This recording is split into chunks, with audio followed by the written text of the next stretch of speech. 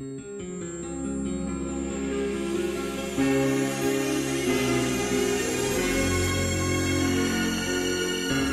de vous présenter et de partager cette rencontre avec une personne que vous connaissez déjà par ses écrits, qui nous alimentait et qui va reprendre ses chroniques de psy-coaching. J'ai vraiment le plaisir de vous présenter Jill Sekeli.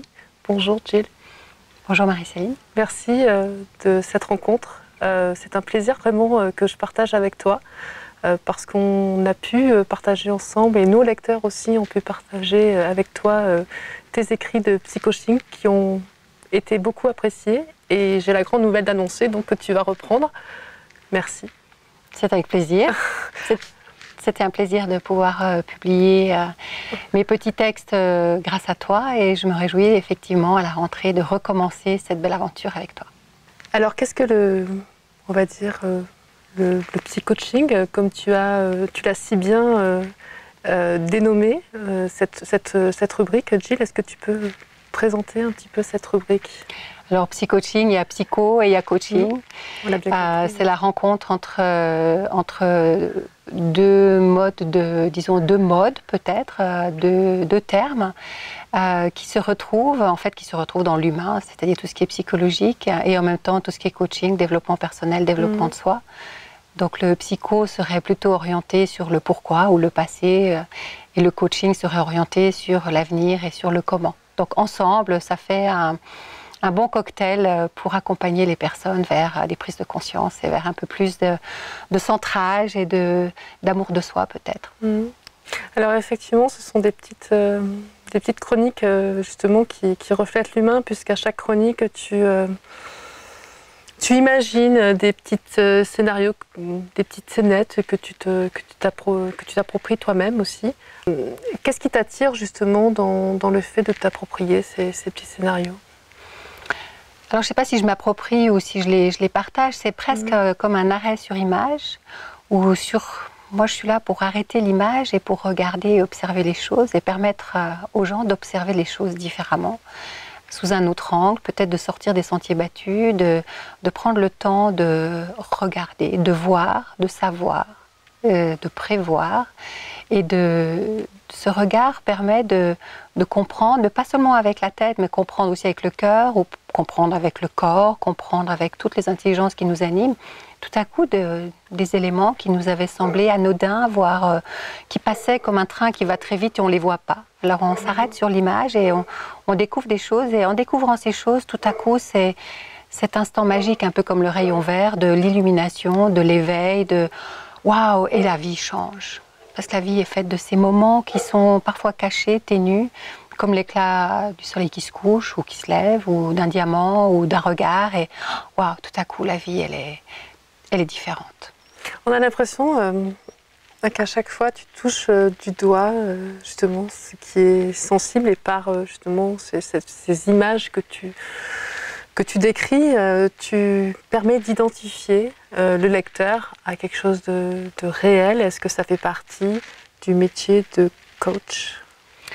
Alors le métier de coach, c'est effectivement d'aborder la réalité de l'être, donc de l'être qui se fait coacher, car chacun a sa propre réalité ou a ses propres représentations de la réalité. Je pense que le métier de coach est très très difficile, très délicat.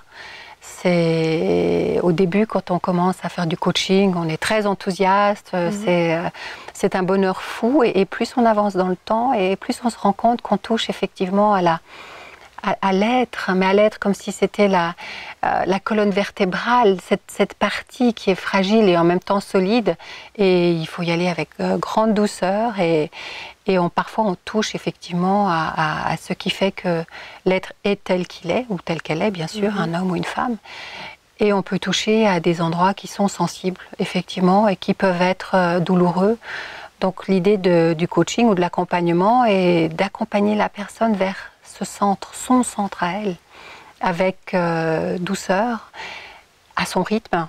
On ne peut pas forcer le coaching, et ça prend le temps que la personne a besoin de prendre pour aller vers elle-même. Voilà. Donc, si je devais donner une définition du coaching, c'est vraiment d'accompagner la personne dans la connaissance, la découverte de soi-même. À quel moment penses-tu qu'il y a une prise de conscience justement de se dire tiens, je vais demander de l'aide à un coach, je vais me faire coacher. Quels sont, que tu pourrais décrire, les signes justement qui nous permettent les déclencheurs. Les déclencheurs.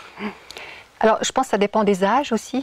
Quand on a peut-être 20 ans ou au début de carrière, on ferait du coaching de performance. Ce qu'on appelle coaching de performance, on se fixe un objectif. Je veux être responsable de mon équipe, je veux gagner tant, je veux aller travailler à l'étranger ou je veux trouver un job. Enfin, des choses qui sont très concrètes.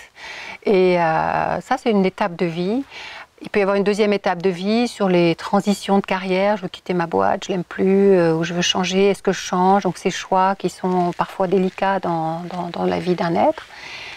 Et après, il y a le coaching, ce que moi j'appelle le coaching de vie, qui est ces questions qu'on se pose, la recherche du sens. On a peut-être atteint ces objectifs, les objectifs qu'on avait au départ de notre course sur Terre, et on se dit, tiens, j'ai beaucoup couru, j'ai fait beaucoup de choses, en fait je suis cuit, je vais où, je fais quoi, pourquoi je suis là, qu'est-ce qui m'anime, quels sont mes moteurs à moi, j'ai fait pour mes enfants, j'entends souvent ça, j'ai fait pour mes enfants, j'ai fait pour mes clients, j'ai fait pour... Et moi, là-dedans, je suis qui? Si j'enlève le masque, qu'est-ce que je vois? Et parfois, on se dit, ouh, mais je ne connais pas cette personne qui est là. Donc, c'est vraiment une prise de conscience qui peut être amenée donc, à différentes étapes de vie. Et aussi quand on traverse des moments dits douloureux dans notre culture, le décès d'un proche, un changement de job, le chômage... ou bien la maternité, par exemple, pour une femme, où tout à coup la vie change, de vie de jeune femme, on passe à la vie de maman, la paternité aussi pour un père. Il y a des éléments comme ça qui peuvent être des déclencheurs de se dire, tiens, j'ai besoin d'aide ou d'accompagnement, parce qu'on n'est pas dans un rapport d'aide, on ne soigne pas. Je ne suis pas un coach qui soigne, je suis un coach qui accompagne. Parce que la personne n'est pas malade, elle est juste en recherche, en quête d'elle-même. Et de se dire, tiens, je ne vois pas ce que je ne vois pas, ou je ne sais pas ce que je ne sais pas, mais je sens bien qu'il y a des choses que je ne sais pas et que j'aimerais connaître, que j'aimerais découvrir. Et seule, je n'y vais pas, je n'y arrive pas seule. On a besoin d'un coach, on a besoin de l'autre pour nous permettre de regarder autrement. Alors, comment tu approches la personne? Comment tu l'abordes? D'abord, je l'accueille telle qu'elle est. Comme je disais tout à l'heure, il n'y a pas de gens malades, il n'y a pas de gens à soigner.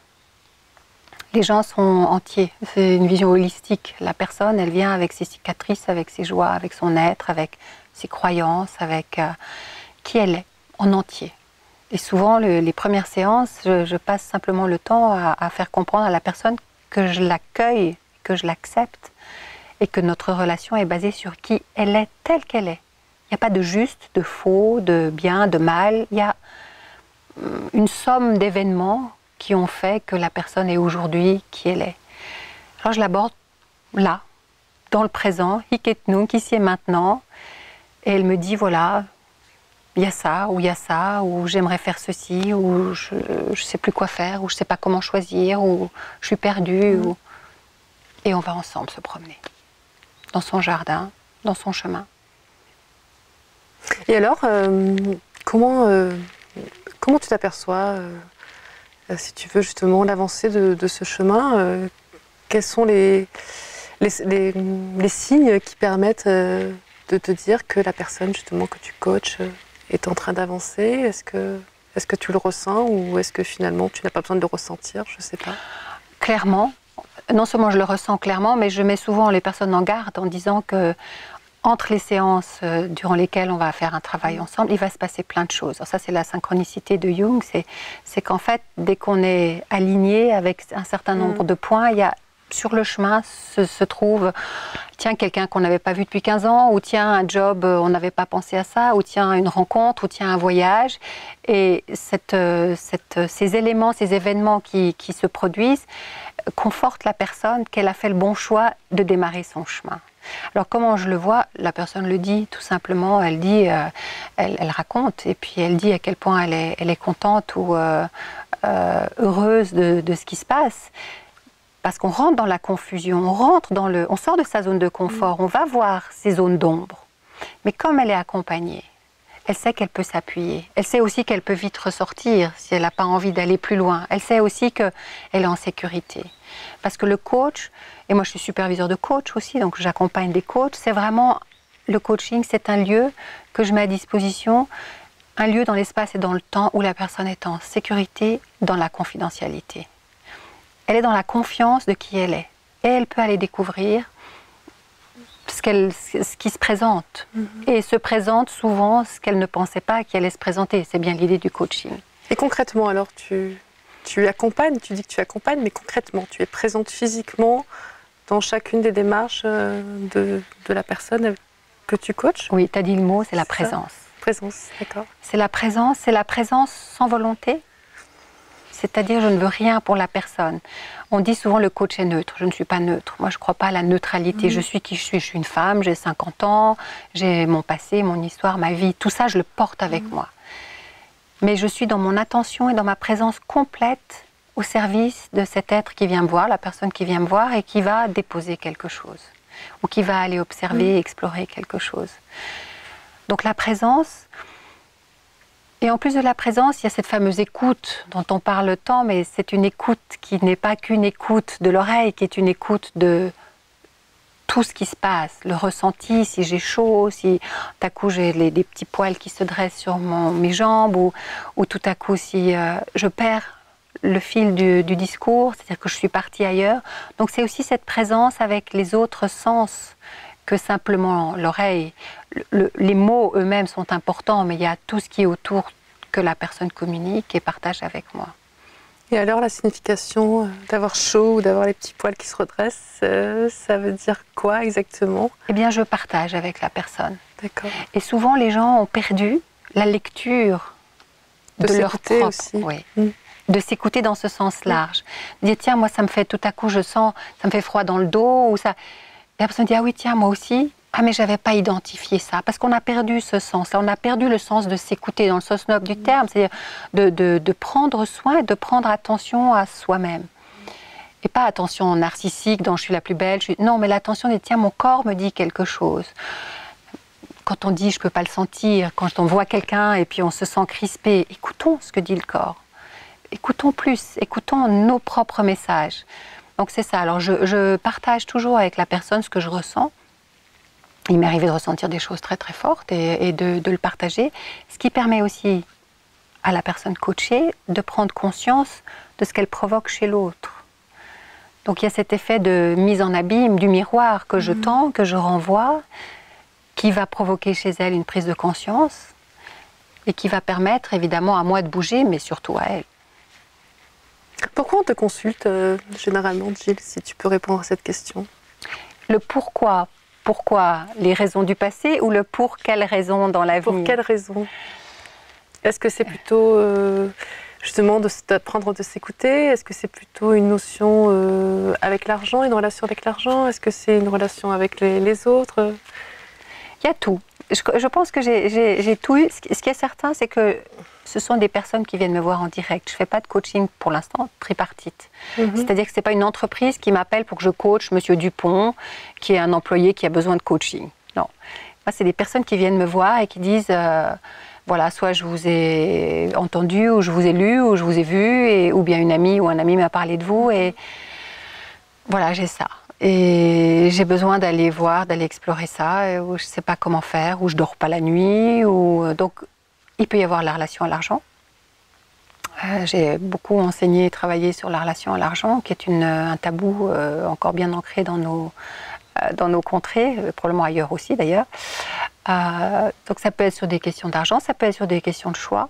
Parce qu'en fait, dans la vie, je pense qu'on n'a que 3 éléments de blocage. C'est soit on est face à un carrefour et on doit choisir cette option ou cette option, mais on ne sait pas laquelle choisir. Et souvent on reste là où on est. Donc on choisit ni l'option A ni l'option B et on reste sur place. Donc du coup on n'avance pas. Ça arrive très fréquemment. Sinon, le deuxième cas qui se présente, c'est d'avancer sur son chemin et tout à coup d'avoir un obstacle énorme. Ça peut être une montagne insurmontable, quelque chose qui bloque ou un fossé, quelque chose qui empêche d'aller plus loin. Et le troisième cas, c'est les gens veulent avancer, et ils avancent, mais c'est comme s'il y avait une ficelle, là, une corde qui les tenait, qui les attachait en arrière. On les voit pédaler comme ça, mais ils sont toujours sur place et ils n'avancent pas. Mais qu'est-ce qu'il y a derrière qui m'empêche d'avancer? Ça peut être le décès d'un proche, ça peut être le suicide d'un proche, j'ai eu, ça peut être un amour passé qui m'empêche d'aller quelque part ou d'aller plus loin, ça peut être un lien, ça peut être de parler aussi avec ses ancêtres, parce qu'on a promis des choses, on a promis des choses et du coup on ne veut pas trahir. Et ça, c'est ce qui nous retient derrière et qui nous empêche d'avancer. Donc les personnes viennent essentiellement pour il y a ces trois causes qui nous empêchent d'aller plus loin. Le coaching, c'est une mode qu'on dit être venu des États-Unis il y a une vingtaine d'années, mais le coaching remonte à l'Antiquité, à l'époque classique, aux philosophes. Socrate était certainement le plus grand coach qui soit, sans parler de Jésus quelque temps après. Socrate qui faisait parler les gens et qui leur posait des questions, cette fameuse maïeutique de faire naître l'être à qui il ou elle est, donc c'est la maïeutique, c'est Socrate qui en est le fondateur. Donc ça fait 2500 ans quand même, donc les coachs d'aujourd'hui peuvent réviser leurs classiques. Ça s'appelait la philosophie à l'époque, l'amour de la sagesse. Et le coaching, c'est une mode aujourd'hui, on accompagne l'autre. En fait, ce dont beaucoup de coachs ne se rendent pas compte, c'est qu'ils commencent par s'accompagner eux-mêmes. Le coaching, c'est un accompagnement où on est deux. Il y a le coach et la personne coachée. Et en fait, le coach qui accompagne la personne coachée, à un moment donné, dans cet effet miroir, reçoit aussi un certain nombre d'émotions, reçoit un certain nombre d'éléments qui ne lui appartiennent pas, mais qui appartiennent à la personne coachée. Le coach devient un réceptacle, et selon s'il n'est pas vigilant ou prudent, il peut mélanger qui il est et ce qu'il reçoit. Donc il sait plus ce qui appartient à lui et ce qui appartient au coaché. Et cette frontière est délicate, parce que ce qui appartient au coaché appartient au coaché. Ton histoire, c'est ton histoire. C'est pas la mienne. Même si elle fait écho chez moi à quelque chose que j'ai vécu qui se ressemble, ton histoire t'appartient parce que tu es un être unique et c'est ton histoire. Mais comme tu la partages avec moi, je vais en prendre quelque chose. Et à un moment donné, le coach doit lui-même être coaché, ce qui est une exigence des grandes associations de coachs, donc que ce soit EMCC, ICF ou l'Association française de coaching. Un coach doit avoir un coach, c'est-à-dire un superviseur. Le coach doit se faire coacher sur sa pratique et sur les cas qu'il a vécus et qui lui posent à lui problème, qui touchent à lui ses zones d'ombre, qu'il questionne, qu'il n'arrive pas à résoudre, ou bien quand il se trouve face à un client qui n'avance plus, il dit « Ah, j'y arrive pas ». Parce que le bon coach, c'est comme n'importe quelle personne, a une certaine forme d'humilité et a aussi ses propres limites. Donc, il les touche aussi parfois. Et ces limites font qu'il va avoir un superviseur. Alors moi, je suis aussi superviseur de coach. J'accompagne des coachs dans leur pratique de coaching.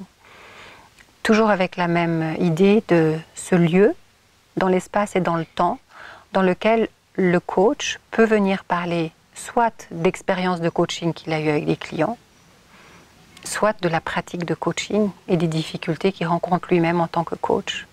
Et comment tu te protèges, toi, par rapport à, en tant que personne, justement, par rapport à tout ça, à la fois les coachés et les coachs que tu supervises? Alors c'est une excellente question, la protection. La protection va avec la permission. C'est justement la pratique, l'expérience, qui fait que je sais ce qui m'appartient. J'arrive mieux à détecter ce qui m'appartient et ce qui appartient au coach ou ce qui appartient au client du coach, parce qu'on est dans un effet de domino comme ça, on rejoue les mêmes situations, il y a des processus parallèles. Donc la protection vient du fait que je sais identifier ce qui est à moi et ce qui est à l'autre, et surtout j'ai cette présence dont tu parlais tout à l'heure, la présence où je viens vide. Le plus possible. Je suis qui je suis avec mes milliers d'expériences, avec mes sentiments, mes croyances, avec qui je suis. Mais j'ai conscience de tout ce que je suis, en fait, est un réceptacle et l'intérieur est creux. Et j'ai cette conscience aussi de pouvoir identifier ce qui me pose problème et de dire, là, ça va au-delà de ce que je peux gérer. Voilà. C'est ça la supervision, l'accompagnement du coach. Qu'est-ce qui te passionne dans le coaching, Jill, pour terminer cette rencontre? Que chaque être humain a un diamant au cœur de soi, un immense diamant, et que ce diamant a été terni ou caché ou oublié ou enterré, ou que certaines facettes ont été mises dans l'ombre, ce qui déclenche la honte, la peur, la gêne. Et que finalement, dans ce creuset dont je parlais, cette intimité avec le client, quand on ose aller gratter un peu le diamant, et que la lumière jaillit, et que la personne me téléphone 3 mois après ou 6 mois après en me racontant qu'elle a changé de job, qu'elle est partie aux 4 coins du monde, qu'elle a fait, je ne sais pas, des choses absolument extraordinaires et qu'elle est devenue la personne qu'elle avait envie d'être depuis toujours, et qu'elle est depuis toujours, mais qui était terrée là, cachée dans son diamant, ben ça me fait vraiment extraordinairement plaisir, parce que je me dis qu'une personne comme ça qui porte la lumière, elle la porte plus loin, pour elle et pour les autres aussi. Merci beaucoup, Jill. On va rester sur la lumière. C'est une belle phrase. Merci beaucoup. Merci. Et à très bientôt. À bientôt. Projecteurtv.com. Avec plaisir sur projecteurtv.com. Merci, Jill.